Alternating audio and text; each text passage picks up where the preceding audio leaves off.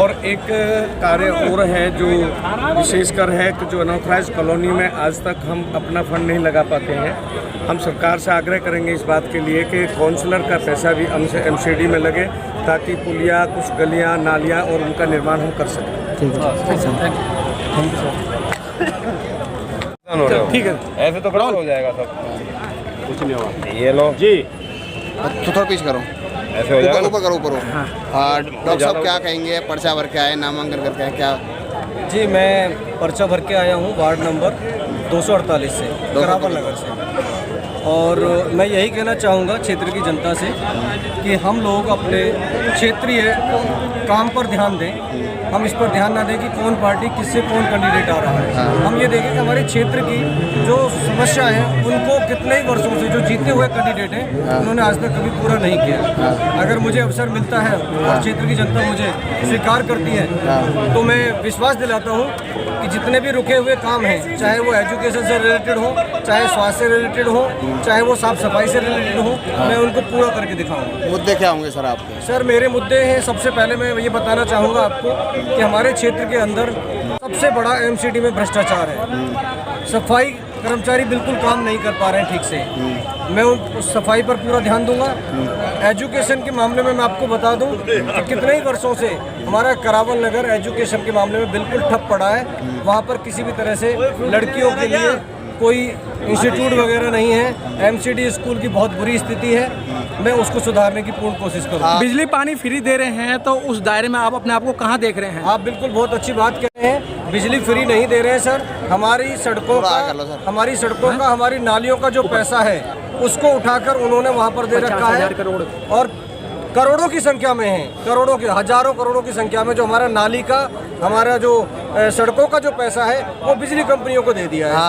Free नहीं दे रहे हैं सर। आप एक ही बताएं, अगर कांग्रेस, भाजपा, अन्य पार्टी हैं, क्या उनके सामने आप टिक पाएंगे? सर, वो पार्टियां हमारे सामने नहीं टिक पाएंगी। बहुत मोटा पैसा खर्च करेंगे वो। सर, वो पार्टियां पैसा बहुत खर्च कर रही हैं, वो तो व्यापार कर रही हैं। मैं किसी कम्युनिटी की बात नहीं करना चाहूँगा, जातिवाद की बात नहीं करना चाहूँगा, लेकिन फिर भी कहूँगा कि करावल नगर में एक ही कास्ट को 4-4 राष्ट्रीय पार्टियाँ टिकट दे रही हैं, तो मैं उसको क्या समझूं? जातिवाद है ये बहुत तगड़ा, तो इसके खिलाफ हम लड़ेंगे। अपने बोलने में आपसे अनुरोध करता हूँ, एक बार अपना नाम और जब भी आप बाइट दें ना, बहुत छोटा छोटा।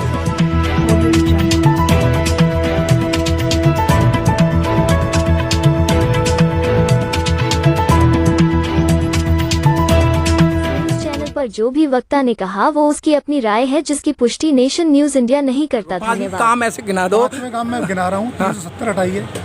और आपने 370 आज जम्मू कश्मीर आप गए नहीं, जम्मू कश्मीर में चुनाव लड़ाने गया था। आज जम्मू कश्मीर की जो हालत है बड़ी गंभीर है। अच्छा, 370 हटा रही, 341 क्यों नहीं हटा रहे? 341 क्यों नहीं हटा रहे? ये सारी बिल्कुल। फिर वो आप मोदी जी कहते हैं कि जो जवाहरलाल नेहरू ने गलती करी थी उस गलती को मैं दोहरा नहीं चाहता। भाई, आपने 370 हटा दी, अच्छी बात करी, लेकिन 370 में तो जवाहरलाल नेहरू ने गलती करी थी। 370 में हटाई है, 35 ये भी हटाई है। बिल्कुल देश एक जो है सही मुहिम पर, तरक्की की राह पर है और सेल्फ जो है रोजगार का यहाँ पे अवसर है और उज्ज्वला योजना है और जो है युवाओं के लिए डिजिटल इंडिया के। चलिए हम बात करें, राजेश जी हमारे बीच में, हमारे दोस्त जुड़ गए हैं। राजेश जी, क्या लगता है कि जो युवाओं को कुछ यहाँ बेनिफिट मिला है? और आप तो शुरू से ही RSS की भक्ति में लीन हैं। नहीं, युवाओं को रोजगार भी मिला है और जो काम नरेंद्र मोदी जी की सरकार ने किया वो कोई सरकार नहीं कर सकती। जो 17 सालों में नहीं हुआ वो किस सरकार ने करा है। अच्छा, जो प्राइवेटाइजेशन का मामला है वो जब कहते थे हम सत्ता में आएंगे तो सभी को हम परमानेंट कर देंगे, और इस तरीके का केजरीवाल ने भी इस तरीके का वायदा कराया, इसलिए मोदी जी ने वायदा किया है। आप किसी भी आम आदमी से पूछिए कि सरकारी ऑफिस में जाता तो काम को परेशान होता है कि सरकारी कर्मचारी काम नहीं करता। उसको ध्यान रखते प्राइवेटाइजेशन करना क्या परेशानी।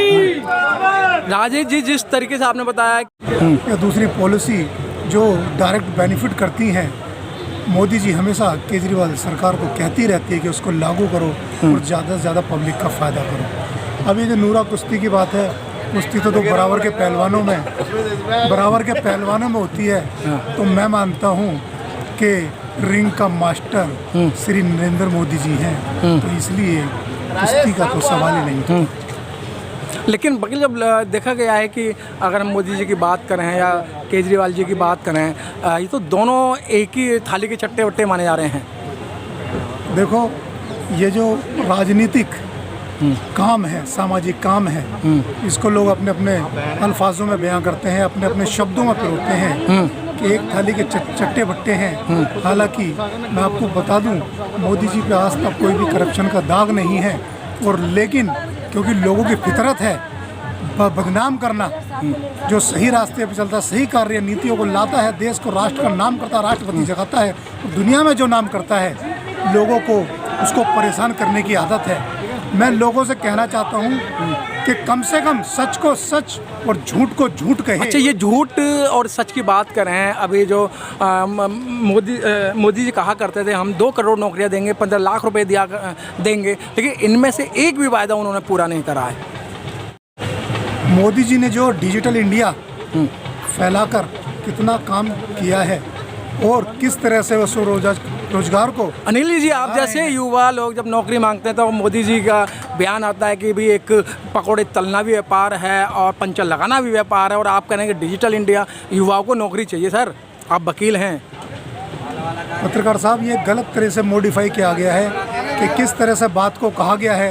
ये तो वो नेता हैं जो युगों युगों में पहली बार पैदा होते हैं। इन्होंने रोजगार लेने वाला नहीं, रोजगार वाला देने वाला बनाया। अच्छा वकील साहब, मोदी जी के आप 5 काम ऐसे गिना दो जो उन्होंने पब्लिक के बीच में करे हैं। सबसे पहले इन्होंने राष्ट्रभक्ति का जो जोश जगाया है वो किसी ने नहीं जगाया। दूसरा, पहले ठीक नहीं थे, पहले भी तो ठीक थे ना भाई। हर एक राज्य के अंदर बीजेपी की सरकार है और उनके जो आका जो हैं बीजेपी से हैं, फिर भी जो है देश जो आतंकियों के हवाले है। जो राष्ट्रभक्ति का सैलाब आया है। राष्ट्रभक्ति कहते किसे वकील साहब, ये बताएं आप। राष्ट्रभक्ति, जब देश से प्यार होता है और देश की नीति और युवा भूखा मर रहा है, उस राष्ट्रभक्ति का क्या करोगे आप? देश के युवा के लिए हर तरीके से जो एजेंसी चलाई जा रही है रोजगार के लिए, उनको हेल्प के लिए, जैसे कि कोरोना काल में उन्होंने खाने पीने का दवाइयों का इंतजाम करा। तो इस तरह से भारत एक ऐसा देश है जो कि कोई भी आदमी भूखा नहीं सोता, भूखा नहीं मरता है यहाँ पर। सर, वो रोजगार की मैं बात कर रहा हूँ। सर, 5 आपने काम नहीं गिना। आइए मिलाते हैं। आज जो मेला चल रहा है, बाजार चल रहा है, चुनावी सरगर्मी है और लोकतंत्र का मेला यानी चुनाव। अब नॉमिनेशन कराने के लिए बहुत सारे वकील आ रहे हैं, दूर दूर से वकील आ रहे हैं। हमारे बीच में 2 वकील और हैं जो अभी हम बात करते हैं कि हमारे बीच में राजेश जी और दूसरा अनिल जी। अनिल जी, क्या लग रहा है आपने किसका यहाँ नॉमिनेशन कराने आए हैं आप? मैं भारतीय जनता पार्टी से विनोद कुमार गुप्ता जी का नॉमिनेशन कराने आया हूँ, जो भारतीय जनता पार्टी के प्रबल दावेदार थे कबीर नगर से। उनका नॉमिनेशन हो चुका है और ऑलमोस्ट हमारे ब्रह्मपुरी वार्ड से जिसमें हम रहते हैं उसमें कविता शर्मा जी का भी ऑलमोस्ट नॉमिनेशन हो चुका है। वो अंदर ऑफिस में है, थोड़ी देर में ही बाहर आने वाली है। अच्छा वकील साहब, जिस तरीके से केजरीवाल जी बिजली पानी फ्री दे रहे हैं, उधर जो है मोदी जी बगावत कर रहे हैं और कह रहे हैं कि हम यहाँ से कूड़ा करकट हटाएंगे, तो क्या लगता है कि मतलब एक दूसरे जो नूरा कुश्ती लड़ रहे हैं? सबसे पहली बात तो मोदी जी कोई बगावत नहीं कर रहे। नहीं कर रहे? मीडिया जो कह रहा है सर कि वो केजरीवाल का इतना झूठ और मोदी जी का इतना झूठ चल रहा है। मैं वही बताना चाहता हूँ, मोदी जी कभी बगावत इस तरह की नहीं कर रहे, क्योंकि उन्होंने हमेशा जनता के लिए काम किया है और जनता के लिए करते हैं। और केंद्र की जो पॉलिसी हैं, नीतियाँ हैं, चाहे स्वास्थ्य की 5 लाख की हो, चाहे उज्ज्वला योजना हो।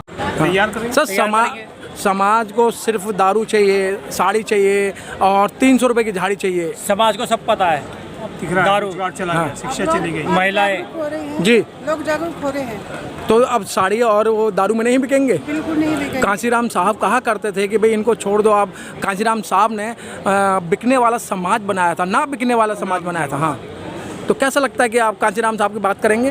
बिल्कुल करेंगे सर। ठीक। मैडम, क्या नाम है आपका? पूनम द्रविड़ सर। पूनम द्रविड़, कहाँ से चुनाव लड़ रहे हैं आप?